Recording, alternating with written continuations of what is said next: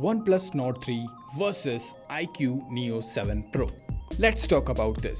भाई अगर तुम कोई फोन खरीदने का सोच रहे हो, तुम्हारा बजट 30,000 रुपीज के आसपास है और क्योंकि तुमने इस वाली वीडियो पे क्लिक किया है तो डेफिनेटली इन दोनों फोन्स में तुम कंफ्यूज हो रहे होगे। एक तरफ है OnePlus Nord है, वहीं दूसरी तरफ है iQOO Neo 7 है। तो भाई आज की इस वीडियो में कंपेयर करेंगे इन दोनों ही फोन्स को हेड टू हेड और देखेंगे कि आपकी प्रेफरेंस के हिसाब से कौन सा स्मार्टफोन आपके लिए ज्यादा बेटर हो जाता है। तो बिना टाइम वेस्ट किए पढ़ते हैं वीडियो की तरफ।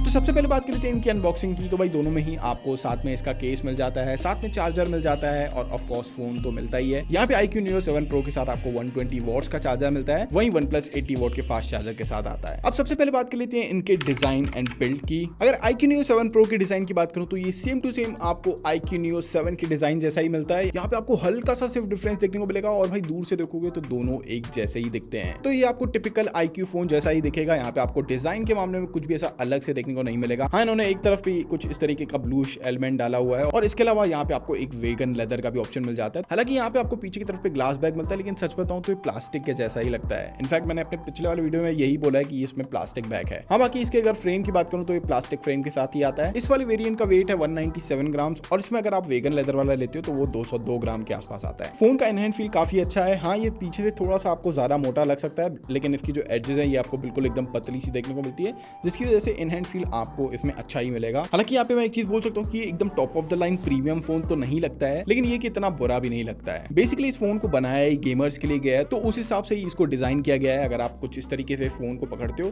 भाई बहुत अच्छी तरीके से हैंडलिंग हो जाती है इसकी। इसके फ्रंट में आपको एज टू एज वाला डिस्प्ले मिल जाता है, जिसमें काफी छोटी छोटी बेजल्स मिलती हैं। ऑल्सो एक पंच होल कैमरा मिल जाता है सेंटर पे। वहीं अगर बात करूं Nord 3 के डिजाइन की तो यहाँ पे आपको पीछे की तरफ पे प्रीमियम ग्लास बैक मिल जाता है और इसके चारों तरफ पे आपको फ्लैट एडजस्ट मिलती हैं। हालांकि इसके साइड्स में आपको प्लास्टिक मिलता है, लेकिन ये प्लास्टिक जैसा फील नहीं होता, ये कहीं एल्यूमिनियम जैसा फील होता है। और इसके फ्रंट में आपको भाई बहुत ही पतली पतली बेजल्स मिल जाती हैं, जो कि आपका डिस्प्ले एक्सपीरियंस काफी अच्छा कर देती है। अगर इसके डिजाइन की बात करूं तो इसका डिजाइन सेम टू सेम आपको OnePlus Nord C3 Lite के जैसा मिलता है। यानी कि भाई अगर अपीयरेंस से देखोगे, अगर दूर से फोन देखोगे तो आपको पता ही नहीं चलेगा कि ये 35,000 वाला फोन है या फिर 20,000 रुपए का Nord C3 Lite। हालांकि एक चीज यहाँ पे आपको बहुत अच्छी मिलती है, वो है इसका अलर्ट स्लाइडर। ये मतलब OnePlus की बहुत ही अमेजिंग चीज हो जाती है, जिसको उन्होंने एप्पल से कॉपी किया था। अब यहाँ पे अगर दोनों की बिल्ड की बात करूं तो यहाँ पे आपको gorilla glass 5 front and back मिल रहा है और यहाँ पे आपको लोकल वाला ही ग्लास मिल रहा है। मतलब कि इन्होंने ऐसे स्पेसिफिक नहीं बताया कि कौन सी प्रोटेक्शन ये प्रोवाइड कर रहे हैं, लेकिन यहाँ पे साफ तौर पे आपको ज्यादा बेटर बिल्ड मिल रही है Nord 3 में। ऑल्सो ये आपको IP54 वाटर रेसिस्टेंट मिलता है, ये शायद IP52 वाटर रेसिस्टेंट है। हालांकि दोनों के दोनों वाटर रेसिस्टेंट तो नहीं बोलेंगे, स्प्लैश रेसिस्टेंट बोल सकते हो आप दोनों को। इन हैंड फील की बात करूं तो ये आपको हल्का सा मोटा लग सकता है, बिकॉज इसकी जो एडजेस हैं ये फ्लैट एडजेस हैं। बाकी दोनों का ही इन हैंड फील काफी डिसेंट है। दोनों ही फोन्स को आप हाथ में उठाते हो, दोनों ही काफी कंफर्टेबली आपके हाथ में आ जाते हैं। चलो बात कर लेते हैं इनके डिस्प्लेस की। iQOO Neo 7 Pro में आपको 6.78 इंचेस का AMOLED डिस्प्ले मिल जाता है, जो कि सपोर्ट करता है 1 बिलियन कलर्स को। ऑल्सो ये 120 हर्ट्ज का रिफ्रेश रेट प्रोवाइड करता है। HDR10+ के साथ 1300 निट्स की पीक ब्राइटनेस प्रोवाइड करता है। ऑल्सो इसके रेजोल्यूशन की बात करूं तो 1080 by 2400 पिक्सल्स मिल जाते हैं, जिसकी पिक्सल डेंसिटी 388 ppi है। वहीं OnePlus Nord 3 में आपको 6.74 इंचेस का फ्लूइड AMOLED डिस्प्ले मिल जाता है। ये भी सपोर्ट करता है 1 बिलियन कलर्स को। 120 हर्ट्ज का सपोर्ट इसमें भी मिल जाता है। HDR10+ के साथ इसकी पीक ब्राइटनेस 1450 निट्स तक जाती है। 1240 by 2772 के पिक्सल्स मिल जाते हैं, जिसकी पिक्सल डेंसिटी 451 ppi है। यानी कि आपको पर इंच में 100 पिक्सल्स के आसपास ज्यादा मिलेंगे as compare to iQOO Neo 7 Pro। Also इसके फ्रंट में आपको ड्रैगन टेल ग्लास मिल जाता है, जो कि अच्छा खासा आपको स्ट्रॉन्ग मिल जाता है। अब अगर इनके डिस्प्ले को साइड बाय साइड कंपेयर करूं मैं यहाँ पे, तो यहाँ पे आपको iQOO Neo 7 में डेफिनेटली थोड़ा सा ज्यादा कंट्रास्ट देखने को मिलता है। दोनों का ही जो आउटपुट है वो अपनी अपनी जगह पे बहुत ही तगड़ा मिलता है। यहाँ पे अगर शार्पनेस की बात करूं तो वो मुझे iQOO Neo 7 Pro की थोड़ी सी ज्यादा बेटर लगी। वहीं अगर ओवरऑल डिटेल्स की बात करूं तो वो आपको Nord 3 में मिल जाती है। लेकिन मैं आपको ऑनेस्टली बता सकता हूं कि इन दोनों ही डिस्प्ले में आपको कहीं से भी कोई भी दिक्कत नहीं होगी। दोनों ही बहुत ही अमेजिंग तरीके से काम कर रहे हैं, बहुत ही अच्छे शार्प कलर्स प्रोवाइड कर रहे हैं। iQOO Neo 7 का डिस्प्ले थोड़ा सा शार्प होने के कारण वहां पे थोड़ा सा ज्यादा सिनेमैटिक फील आता है। ऑल्सो इस फोन को क्योंकि गेमिंग के लिए ही बनाया गया, तो वहां पे उस हिसाब से ही आपको डिस्प्ले मिलता है, जिसकी वजह से आप एनिमीज वगैरह को इजीली डिटेक्ट कर सकते हो। बाकी अगर नॉर्मल कंटेंट वॉचिंग के लिए चाहिए, दोनों ही फोन्स ले सकते हो। दोनों में ही आपको HDR का ऑप्शन मिल जाता है नेटफ्लिक्स वगैरह में, तो कोई भी दिक्कत वाली बात नहीं है। दोनों में से कोई भी डिस्प्ले आराम से ले सकते हो। बात करूंगा दोनों के फिंगरप्रिंट सेंसर्स की, तो यहाँ पे जो iQOO Neo 7 Pro का है वो काफी ज्यादा डिसेंट जगह पे मिलता है, जिसको आप इजीली एक्सेस कर सकते हो। वहीं Nord 3 का फिंगरप्रिंट सेंसर थोड़ा सा ज्यादा नीचे मिलता है, जिसकी वजह से थोड़ा सा प्रॉब्लम हो सकता है आपको इसको रीच करने में। बाकी ये दोनों बहुत ही अच्छी तरीके से काम करते हैं। चलो बात कर लेते हैं दोनों के चिपसेट की। iQOO Neo 7 Pro में आपको Qualcomm Snapdragon 8+ Gen 1 का चिपसेट मिल जाता है, जो कि 4nm पे बेस्ड है। वहीं अगर नॉट 3 की बात करूं तो यहाँ पे आपको MediaTek Dimensity 9000 का चिपसेट मिल जाता है और ये भी आपको 4nm पे बेस्ड मिलता है। दोनों में आपको ऑक्टा कोर CPU मिलता है, लेकिन यहाँ पे GPU भी आपको डिफरेंट मिलता है। iQOO Neo 7 Pro में आपको Adreno 730 का GPU मिलता है, वही नॉर्ड में आपको Mali G710 का। अब यहाँ पे मैं सीधे बता देता हूँ, ज्यादा पावरफुल चिपसेट आपको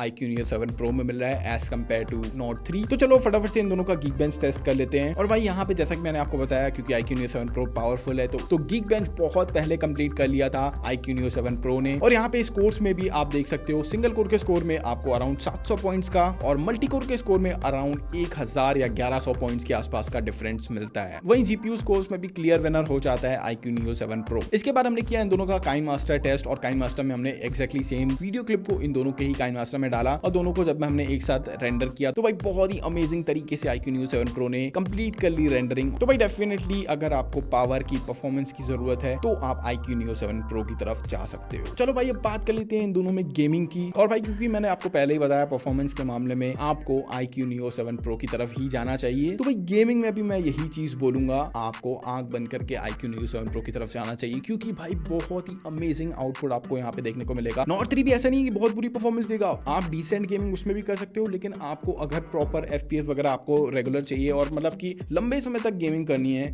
तो नॉट 3 आपको थोड़ा सा दिक्कत कर सकता है। वहीं iQOO Neo 7 Pro एकदम मक्खन की तरह झेल जाएगा सारी चीजें, तो मेरे हिसाब से बहुत अमेजिंग बात हो जाती है। तो बेसिकली अगर आप लंबे समय तक के लिए गेमिंग करना चाहते हो तब iQOO Neo 7 Pro की तरफ आपको जाना चाहिए। ऑल्सो iQOO Neo 7 Pro में आपको एक एडिशनल गेमिंग चिपसेट मिल जाता है जो कि भाई आपके FPS को बूस्ट कर सकता है, यानी कि 120 FPS तक आप PUBG में भी खेल सकते हो, यानी कि BGMI में भी खेल सकते हो, COD वगैरह में भी सपोर्ट करता है। तो ये एक एडिशनल एडवांटेज हो जाता है जितने भी लोग गेमिंग करते हैं उसके लिए। इसके अलावा दोनों के इंस्टेंट टच रिस्पॉन्स की बात करूं तो वो भी आपको यहाँ पे 1200 हर्ट्ज मिलता है, वहीं नॉट 3 में आपको 1000 हर्ट्ज मिलता है। तो डेफिनेटली उसका भी यहाँ पे आपको स्लाइटली डिफरेंस देखने को मिलेगा। चलो बात कर लेते हैं इनकी बैटरी और चार्जिंग की। दोनों में ही आपको 5000 mAh की बैटरी मिल जाती है, लेकिन iQOO Neo 7 Pro के साथ आपको 120 वॉट का फास्ट चार्जर मिलता है और जो कि एक PD चार्जर है, यानी कि भाई इससे आप अपने लैपटॉप को भी आराम से चार्ज कर सकते हो, जो कि एक बहुत बड़ा एडवांटेज हो जाता है। वहीं नॉट 3 की बात करूं तो यहाँ पे आपको 80 वॉट का चार्जर मिलता है। नॉट 3 को 32 मिनट्स के आसपास लगता है 100% चार्ज होने में, वहीं ये अराउंड 20-25 मिनट के आसपास फुल चार्ज कर देता है। तो यहाँ पे आपको डेफिनेटली थोड़ा सा चार्जिंग स्पीड ज्यादा मिल रही है, लेकिन 120 वॉट्स का जो चार्जर है उससे आप अपने लैपटॉप वगैरह को भी चार्ज कर सकते हो, तो ये चार्जिंग में बहुत बड़ा एडवांटेज हो जाता है iQOO Neo 7 Pro का। दोनों के अगर बैटरी बैकअप की बात करूं तो दोनों में ही आपको काफी अमेजिंग बैटरी बैकअप मिल जाता है। iQOO Neo 7 Pro आपको काफी अमेजिंग बैटरी बैकअप प्रोवाइड करता है, यानी कि अगर आप लगातार हैवी गेमिंग करते हो तो भी अराउंड 5-6 घंटे के आसपास का बैटरी बैकअप प्रोवाइड कर सकता है। और वही नॉट 3 की बात करूं तो इसका जो बैटरी बैकअप है ये फिलहाल कई यूजर्स के लिए बहुत अलग अलग रहा है। कुछ लोगों के साथ ये प्रॉब्लम हो रहा है कि वो एक बार चार्ज कर रहे हैं बहुत जल्दी खत्म हो जा रही है, दूसरी बार चार्ज कर रहे हैं वो बहुत देर तक उनका साथ निभा रही है, तो ये थोड़ा बहुत इशू आपको इसकी बैटरी में मिल रहा है। लेकिन भाई क्योंकि फास्ट चार्जर है तो उससे कोई दिक्कत नहीं है, और मुझे लगता है कि सॉफ्टवेयर अपडेट के थ्रू ये वाली जो दिक्कत है नॉट 3 की सॉल्व हो जानी चाहिए। तो मेरे हिसाब से बैटरी वगैरह के लिए दोनों में ही सोचने की जरूरत नहीं है, दोनों में ही काफी फास्ट चार्जर मिल जाता है, और अगर नॉर्मल यूज करते हो तो 1 से 1.5 दिन तक दोनों ही आराम से चल जाएंगे। तो दोनों में ही कोई दिक्कत वाली बात नहीं है, आराम से जा सकते हो दोनों में से किसी की भी तरफ। चलो भाई अब बात कर लेते हैं इनके सॉफ्टवेयर एक्सपीरियंस की। iQOO Neo 7 Pro में आपको मिल जाता है Fun Touch OS। अपडेट्स की बात करूं तो इसमें आपको 2 साल के एंड्रॉइड अपडेट्स और 3 साल के सिक्योरिटी अपडेट्स मिल जाते हैं। वहीं अगर OnePlus Nord 3 की बात करूं तो यहाँ पे आपको Oxygen OS मिलता है, जो कि पर्सनली मुझे काफी बेटर लगता है as compare to Fun Touch OS। यहाँ पे आपको कोई भी ब्लोटवेयर वगैरह देखने को नहीं मिलेगा। ऑल्सो अगर अपडेट्स की बात करूं तो ये 3 साल के सॉफ्टवेयर अपडेट्स और 4 साल के सिक्योरिटी अपडेट दे रहे हैं, जो कि एक बहुत बड़ा एडवांटेज हो जाता है। इसके अलावा अगर ओवरऑल एक्सपीरियंस की बात करूं तो वो भी मुझे Nord 3 का ज्यादा बेटर लगता है। जो Oxygen OS है वो बहुत अच्छी चीज प्रोवाइड करता है, और इसी के साथ ये जो अलर्ट स्लाइडर है ये बहुत ही अमेजिंग चीज हो जाती है। आप अपने फोन को बिना ऑन करे उसको साइलेंट या वाइब्रेशन में स्विच कर सकते हो, जो कि one of the favourite feature हो जाता है मेरा OnePlus का। चलो बात कर लेते हैं इनके कैमरास की। दोनों में ही आपको 50 मेगापिक्सल का वाइड, 8 मेगापिक्सल का अल्ट्रा वाइड और 2 मेगापिक्सल का मैक्रो लेंस मिल जाता है। लेकिन यहाँ पे दोनों के प्राइमरी सेंसर्स की बात करें तो वो एकदम डिफरेंट देखने को मिलते हैं आपको। Nord 3 का सेंसर आपको Sony IMX 890 सीरीज का मिल जाता है, वहीं iQOO Neo 7 Pro में आपको Samsung GN5 सेंसर मिलता है। तो डेफिनेटली इनके आउटपुट्स में आपको काफी अच्छा खासा डिफरेंस देखने को मिलने वाला है। यहाँ पे मैं कुछ कैमरा सैंपल्स चला के दिखा दे रहा हूँ, और यहाँ पे आप क्लियरली देख सकते हो कि जो iQOO Neo 7 Pro की इमेजेस हैं ये थोड़ी सी ज्यादा डिटेल प्रोवाइड कर रही हैं। ऑल्सो इसमें थोड़ा सा ज्यादा कॉन्ट्रास्ट देखने को मिल रहा है। इसके अलावा अगर आप थोड़ी भी डार्क एनवायरनमेंट में फोटो क्लिक करते हो तो वहाँ पे iQOO Neo 7 थोड़ी सी ज्यादा डिटेल प्रोवाइड करता है। Nord 3 काफी ज्यादा डार्क सा फील होता है। बाकी हमने ओवरऑल अलग अलग जगहों पे फोटो क्लिक करके देखा, वहाँ पे मुझे जो ऑब्जेक्ट्स की फोटो थी वो iQOO Neo 7 Pro की थोड़ी सी ज्यादा बेटर लगी। वहीं मैंने अपनी कुछ इमेजेस क्लिक करवाई तो यहाँ पे भाई जो स्किन टोन Nord 3 कैप्चर कर रहा था वो बहुत ही अमेजिंग थी। थी, एकदम नेचुरल स्किन टोन लग रही थी। वहीं iQOO Neo 7 Pro एकदम व्हाइट सा कर दे रहा था, यानी कि वो थोड़ा सा ब्राइट करने की कोशिश करता है। लेकिन अगर ओवरऑल इमेज की बात करूं तो वो मुझे iQOO Neo 7 की थोड़ी सी ज्यादा बेटर लगी। वहां पे जो डिटेल्स हैं पीछे की तरफ पे पूरी डिटेल देख सकते हो आप, वो थोड़ी सी ज्यादा बेटर अच्छे तरीके से कवर कर रहा था। Nord 3 बहुत ही अच्छी तरीके से स्किन टोन को कैप्चर करता है, वहीं iQOO Neo 7 Pro थोड़ी सी ज्यादा बेटर डिटेल्स प्रोवाइड करता है। बात करूं अगर सेल्फी कैमरा की, तो यहाँ पे Nord 3 का डेफिनेटली बहुत ज्यादा बेटर है। स्किन टोन्स बहुत अच्छी, डिटेल्स वगैरह भी बहुत अच्छी तरीके से कैप्चर किए इसने। वहीं iQOO Neo 7 Pro का डिसेंट आउटपुट प्रोवाइड करता है सेल्फी कैमरा। दोनों ही फोन शूट कर सकते हैं 4K 60 FPS पे। तो यहाँ पे मैं दोनों का आउटपुट दिखा देता हूँ। तो ये है दोनों का बैक कैमरा, दोनों को दोनों शूट कर रहे हैं 4K 60 FPS पे। मेरे लेफ्ट साइड पे है Nord 3, मेरे राइट साइड पे है iQOO Neo 7 Pro। तो यहाँ पे आप देख सकते हो किस तरीके का लाइटिंग कंट्रोल कर रहे हैं दोनों। अभी हम शूट कर रहे हैं हमारे स्टूडियो में, तो यहाँ पे आपको चारों तरफ पे आर्टिफिशियल लाइट मिल रही है। तो यहाँ पे देख सकते हो किस लेवल का आउटपुट आपको इन दोनों ही में मिल रहा है। अब ये है इन दोनों का आउटडोर शॉट, और यहाँ पे आप देख सकते हो भाई किस लेवल का लाइटिंग कंट्रोल दोनों में देखने को मिल रहा है। और अभी जो सनलाइट आ रही है ये मेरे पीछे से आ रही है, और बाहर जो है वो बारिश का मौसम है। तो यहाँ पे देख सकते हो किस तरीके का लाइटिंग कंट्रोल इन दोनों में ही मिल रहा है। अब ये इन दोनों का फ्रंट कैमरा, मेरे लेफ्ट पे है Nord 3, मेरे राइट साइड पे iQOO Neo 7 Pro। तो यहाँ पे देख सकते हो भाई किस लेवल का आउटपुट आपको इन दोनों में ही देखने को मिलेगा।